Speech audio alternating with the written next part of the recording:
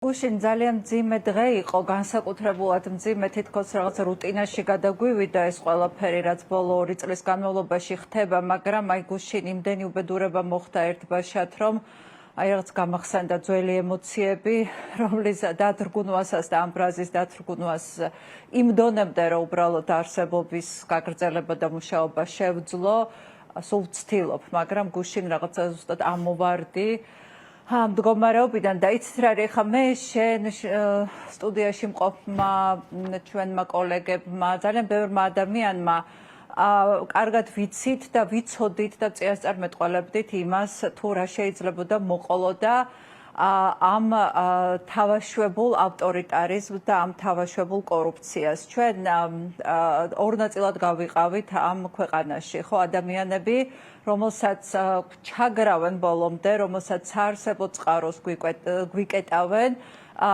და ცდილობენ, რომ აბსოლუტურად ყველა კრიტიკულად მოაზროვნე ადამიანი აიძულონ, რომ ან გატეხონ, ან აიძულონ ქვეყნიდან წავიდეს. სწორედ ამ რეალობაში ვართ ჩვენ ის ადამიანები, რომლებიც ჩვენი ღრმა რწმენით ვიბრძვით ამ ქვეყნის უკეთესი მომავლისთვის, ხო? ვიბრძვით, რომ უფრო უსაფრთხო საზოგადოებაში ვიყოთ. ეს უკეთესი მომავალი არ არის ინგა და უსაფრთხო გარემო, არ არის უბრალოდ ლიტონის სიტყვები ან რაღაცა მაღალფარდოვანი სიტყვები. გუშინ დავწერე, რომ აი ეს ბავშვი, 17 წლის ბავშვი, რომელიც უბრალოდ მანქანაში იჯდა თავის მეგობრებთან ერთად და უბრალოდ იცინოდა, მოკლეს, ხო? ბრმა ტყვია მოხვდა ქალს, რომელიც, რა ვიცი, ტაქსით გადაადგილდებოდა. ჩემი შვილი იმ პერიოდში ძაღლს ასე ირნამდა, იცი ხო, რომ ჩემს ქუჩაზე მოხდა ეს ამბავი და დაინახა აი ეს ქალი, როგორ შეიყვანეს საკაცით სასწრაფოში. ანუ ამას ხო, ეს ხო არ არის მართლა კორუფცია, იცით რა, ყველაფერი ის რაც მოხდა გორში, ის რაც მოხდა გუშინ აქ, ის უბედურებები, რაც ხდება ჩვენს გარშემო, მკვლელობა იქნება, ადამიანების დაღუპვა იქნება, თუ რაღაც სხვა ტიპის უბედურებები, ეს ერთი რამით აიხსნება. რასაკვირველია, უბედური შემთხვევები არსებობს, ისევე როგორც არსებობს სტიქიური მოვლენებიც და ეს ყველაფერი ყველა ქვეყანაში ხდება, მაგრამ ჩვენ შემთხვევაში ეს არ არის უბრალოდ უბედური. ეს არის უბედური შემთხვევა, ეს არის ძალიან ისეთი ავტორიტარიზმის შედეგი, რომელმაც მოიტანა აღვირახსნილი კორუფცია, აღვირახსნილი თავგასულობა, აღვირახსნილი თვითნებობა. ის ხალხი, რომელიც ჩვენ წინააღმდეგ დარაზმა ხელისუფლება, ეს ხალხი ვინ არიან? ხო, ჩვენ ხო ასეთი შევიწროებულები ვართ, ფაქტობრივად სამოქალაქო ომი მიმდინარეობს ჩვენს წინააღმდეგ და აი ეს ხალხი მეორე მხარე, რომელიც ამ რეჟიმთან არის ასოცირებული, ის არის ჩაფლული კორუფციაში, ის სარგებლობს სრული დაუსჯელობით და აი სწორედ ახლა გორის ამბავი რა არის, მე ძალიან გული მწყდება, რომ ჩვენ ამას არ მივაქციეთ სათანადო ყურადღება და ამ ახალგაზრდა ქალისა და მისი შვილის სიკვდილზე სათანადო რეაგირება არ მოვახდინეთ და კონტექსტი არ ახსენით. და ეს კონტექსტი იცით რა არის, 255 ჯარიმა რო აქვს. აი იმ, რა ვიცი, ნარკოტიკული თხრობის ქვეშ მყოფ კაცს, რომელმაც არაფხიზელ მდგომარეობაში დააჯახა ქვეითად მოსიარულე დედა შვილს. მანქანა ეს კაცი არის აი ამ გორის გამოჩენილი ტენდერშიკი, რომლის გაჩერებასაც პოლიცია ვერ ახერხებდა, პოლიციელები, პატრული ის ოფიცრები, საპატრულო პოლიცია ვერ აჩერებდა, იმიტომ რომ ძმაკაცი იყო, რომელიღაცა მაღალ ჩინოსნის, იმიტომ რომც გაეჩერებინათ და რომც მოენდომებინათ მისთვის საბუთის ჩამორთმევა და მანქანის ჩამორთმევა და მისი დაპატიმრება ადმინისტრაციულად, ხო? ამ შემთხვევაში დაურეკავდა უფროსი და ეტყოდა, რომ გაათავისუფლე, ან ყოფილა შემთხვევები. მე მექნება ახლა გადაცემა მაგაზე. ყველა რაიონში ერთი და იგივე ხდება, ინგა, აბსოლუტურად ერთი და იგივე. არის ვიღაცა გაბლატავებული ტენდერშიკი, შეუძლებელია აი ეს არის გაბლატავებული ტენდერშიკი. რასაკვირველია, ეს ხო წარმოუდგენელია.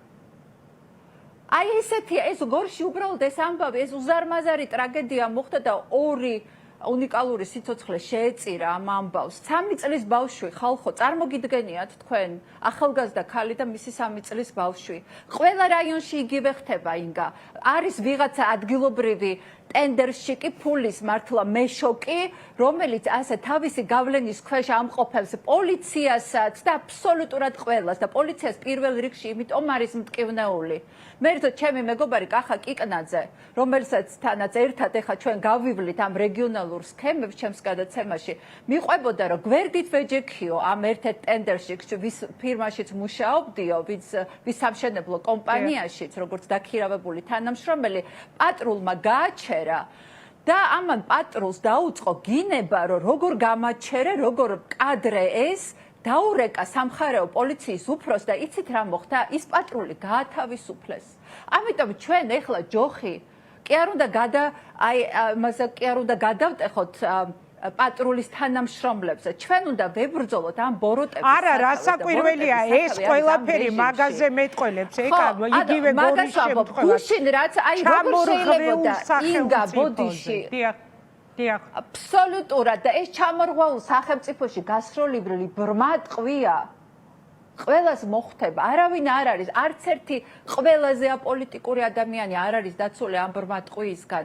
ამ ტყვიას გუშინ შეეწირა 17 წლის ბავშვი, რაზე ვლაპარაკობთ საერთოდ კაცს, რომელიც ორჯერ იყო ნასამართლები, რომელიც ფსიქიკურად იყო, არ ვიცი, მე მის დიაგნოზს ვერ დავსვა, მაგრამ ძიმე მდგომარეობაში მას იარაღი ქონდა, ინგა რაზე ვლაპარაკობთ? ამ ქვეყანაში მე ვერავინ ვერ დამარწმუნებს, რომ დედამისის გავლენების იქეთ, რომელიც ამ ჩემ ქუჩაზე ცხოვრობს, მას შეეძლო იარაღი ეტარებინა. ეხლა დედამისი რო ამბობს, რომ იცი რა პოლიციას მიმართე, მაგრამ ვერ გამოართო ეს იარაღი, მე არ ვიცი, როდის მიმართან, არ მჯერა. არ მჯერა, იმიტომ რომ ეს კაცი ორჯერ გადაურჩა ძალიან სერიოზულ სასჯელს და სახლში იყო იარაღით ხელში. ეს არ იცოდა უბნის პოლიციამ? იცოდა და დარწმუნებული ვარ, რომ უბნის ინსპექტორი აუცილებლად ჩამოართმევდა მას იარაღს, ზემოდან ბრძანება რო არ ქონოდა, რომ გაეშვა მისთვის ხელი. ანუ ვარაუდობ, რომ შეიძლება ვიღაცამ ფარველობდა. ქვედა რგოლებზე ნურასოდეს ნუ გადავტეხავთ მეგობრება ჯოხს და არასწორი იყო ჩვენი მიმართვა თუნდაც იმ პატრულის თანამშრომლების მიმართ. მე ხა ძალიან კარგად ვაცნობიერებ ამას, მით უმეტეს როდესაც სისტემაში კიდევ უფრო ღრმად ჩავიხედე. ეს ხალხი არის მსხვერპლი თვითონ, ეს არიან ადამიანები, რომლებსაც აიძულებენ კრიმინალებთან თანამშრომლობას, მათთან ვინც ყველაზე მეტად ეზიზღებათ. გვერდით უსვავენ კაბინეტში და შემდეგ რასაკვირველია, ეს ხალხი კრიმინალები, ტენდერშიკები, ვიღაცა ბაბულიკები, რომლებიც მერე ტენდერშიკები გახდეს და ეს ხალხი, ამ ხალხის არის ეს ქვეყანა, უნდათ გაისვრიან, უნდათ მთვრალზე დაჯდებიან მანქანაზე, უნდა გადაგუჯეგავენ, უნდა ისე აშენებენ სკოლას, რომ ჩამოინგრევა, უნდა ხიც ისე აშენებენ, რომ ჩამოინგრევა, გვირაბს ისე აშენებენ და იმდენ ფულს იშოვიან იმ გვირაბის აშენებაზე, რომ შეიძლება მთელი მატარებელი იმას ქნას რა განადგურდეს მატარებლის მგზავრები, როდის რა ჩაინგრევა, ჩამოინგრევა, როდის ვის რმა ტყვია მოხდება, არავინ არ ვიცი. იმიტომ რომ გადაჯაჭულები არიან, იმიტომ რომ მაგაზე დგანან. მსხვერპლები. კი ბატონო, ეკა დასაკვირველია, მაგრამ ერთი რამ მინდა ბოდიში მე მგონი ხმაში ვწდებით ერთმანეთს და უადგილოდ გაჩერებ ხოლმე, მაგრამ ანუ ჩვენ მაყურებელს უნდა შევახსენოთ, თორე შენც და მეც ძალიან კარგად ვიცით, რამდენად გადაჯაჭულები არიან და იმიტომ არიან გათავხედებულები და იმიტომ დათარეშობენ კრიმინალები, რომ მათ იყენებენ ყველა პროტესტისას, ყველა პოლიტიკური პროცესისას დგანან სწორედ ამ კრიმინალებზე, ხო, არჩევნები იქნება თუ სხვა. ეხა მაკაჩიხლაძეს და გიორგი შეწიროს, ვინც თავს დაესხა, ის ჯოგი პირდაპირ ეთერში რომ კლავდა და საერთოდ არაფერია გამოძიებული, ეს ხო მათი ხელით დაგეგმილი იყო, ხო, ყველაფერი, ვინც ამ ქვეყანას მართავს.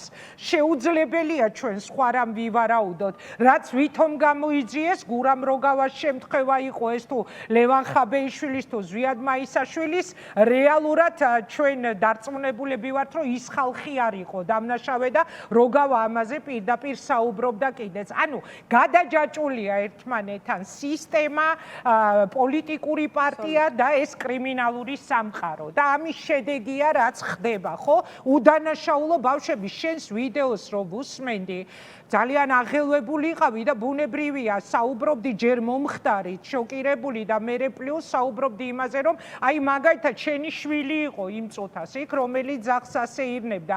სხვისი შვილები შეიძლება იქ ყოფილიყვნენ და საერთოდაც ეს ბავშვები ერთმანეთში რამე პირადი გარჩევა კი არ ყოფილა. აი სრულიად უცნობი ბავშვები აღმოჩნდნენ მსხვერპლები, ხო? და ეს არის ამ სისტემის შედეგი. წარმოუდგე, აი ეს ამბავი არის უბრალოდ არ ვიცი, აი რაღაცა ჩემთვის ეს ამბავი, გუშინდელი ამბავი, ისიც რომ ჩემი შვილი იქ იყო და შეიძლება ბრმატყვია გვერდით ჩაევალა მოხვედრო და იმიტომ რომ სრულიად უწყინარი ბავშვები, რომლებიც თავისთვის იჯდნენ მანქანაში საუბრობდნენ და შეიძლება იცინოდნენ და არ ვიცი რა ვიცი, ბავშვები იყვნენ მანქანაში. და აი არ ვიცი, ამაზე უფრო ასე ვთქვათ, უწყინარი სიტუაცია რა შეიძლება ყოფილიყო, ხო? და ეს ბავშვები ან რის გამო დაიჭრა ორი და ის ბავშვი რის გამო დაიღუპა ინკა, არ ვიცი, ჩემთვის არის იცი რა ხდება, აბსოლუტურად გულწრფელი. დღეს მთელი დღეა მაგას და ბოლო პერიოდია მაგას ვფიქრობ.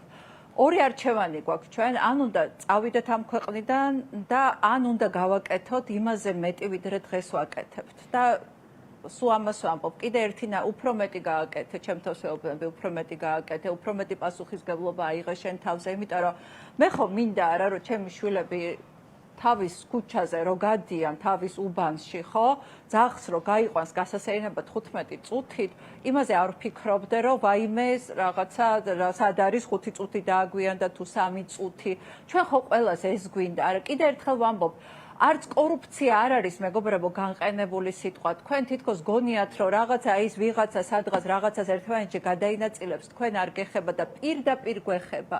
თითოეული ჩვენგანის ცხოვრებას ეხება პირდაპირ. შეიძლება ამ კორუფციულმა ფაქტებმა, რომელსაც კორუფცია არის არა მარტო ფულის მოპარვა, არამედ ამ პრივილეგიები მინიჭებული ადამიანების სრული პარპაში დაუსჯელობა და ასე შემდეგ. იცი ყველაფერი საიდან დაიწყო? გახსოვს, ამასიათ მახსენდებოდა ეკა ყუშიტაშვილის ამბავი, პოლიციელმა უკარგესმა ბიჭმა პატრულმა რომ გააჩერა და ვიღაცა დათო მაღალჩინოსანს რო ურეკავდა. რომ ეს როგორ გამიბედა და პოლიციელმა როგორ გამოჩერა. გახსოვთ იზორიას ძმის ამბავი?